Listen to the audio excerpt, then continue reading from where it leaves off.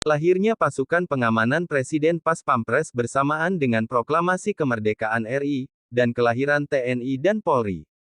Saat itu, para pemuda pejuang tergerak untuk mengambil peranan mengamankan Presiden.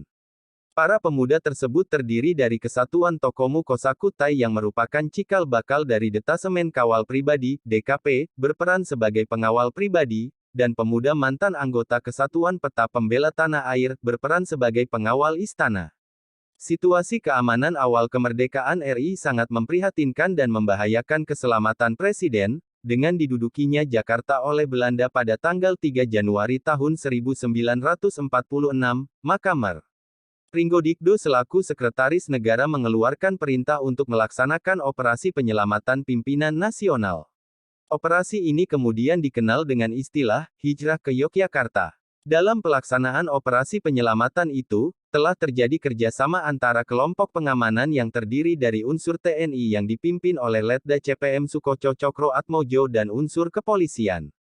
Untuk mengenang keberhasilan menyelamatkan Presiden Republik Indonesia yang baru pertama kalinya dilaksanakan tersebut, maka tanggal 3 Januari tahun 1946 dipilih sebagai Hari Bakti Pas Pampres. Pengamanan pribadi terhadap Presiden Soekarno dilaksanakan oleh Detasemen Kawal Pribadi, DKP, dari unsur kepolisian di bawah pimpinan AKP Mangil Martowijojo dan pengawalan istana dilaksanakan oleh para pemuda mantan Peta Pembela Tanah Air. Menurut Sudarto Danusubroto mantan ajudan Presiden Soekarno dan Maulwi Saelan mantan wakil komandan Resimen Cakrabirawa menyebutkan bahwa telah terjadi beberapa kali percobaan pembunuhan terhadap Presiden Soekarno yang berhasil dicegah dan digagalkan, antara lain adalah 1. Peristiwa Granat Cikini tanggal 30 November tahun 1957 yang dilakukan oleh kelompok Bima yang beraliansi dengan gerakan DITII, dengan menewaskan 9 orang dan 100 orang luka berat. 2. Peristiwa penembakan halaman belakang Istana Merdeka oleh Letnan AU Daniel Maukhar pada tanggal 9 Maret tahun 1960 dengan menggunakan pesawat MiG-17. 3. Peristiwa pencegatan Raja Mandala pada April tahun 1960 pada saat Presiden Soekarno mendampingi kunjungan Perdana Menteri Uni Soviet Nikita Khrushchev ke Provinsi Jawa Barat, oleh sekelompok anggota DITII.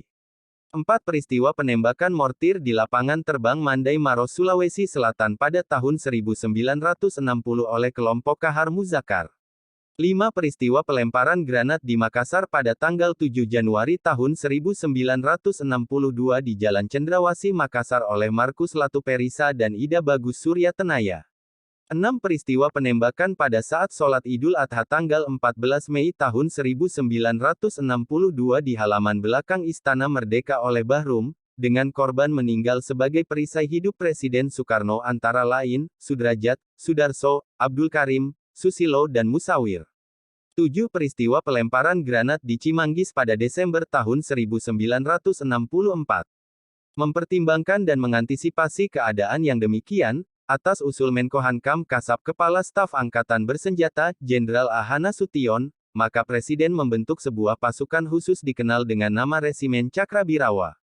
Sejak peristiwa G30 SPKI pada tahun 1965 yang melibatkan beberapa oknum anggota Resimen Cakrabirawa maka berdasarkan Surat Perintah Menteri Panglima Angkatan Darat Nomor Prin. 75-3-1966 tanggal 23 Maret tahun 1966, berisi tentang perintah kepada Direktur Polisi Militer Angkatan Darat, Brigjen TNI Sudirgo, untuk melaksanakan serah terima penugasan dari Resimen Cakrabirawa kepada Polisi Militer Angkatan Darat, dan ditindaklanjuti dengan Surat Keputusan Nomor, Kep 011 AII 1966 tanggal 25 Maret tahun 1966 tentang pembentukan Satuan Tugas Polisi Militer Angkatan Darat, Satgas Pomat dengan Letkol CPM Norman Sasono sebagai Komandan Satgas Pomat Para.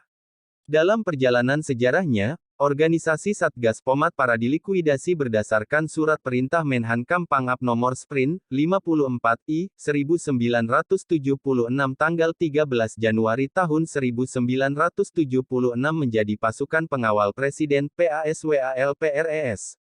Pada tanggal 16 Februari tahun 1988, berdasarkan Surat Keputusan Pangap N.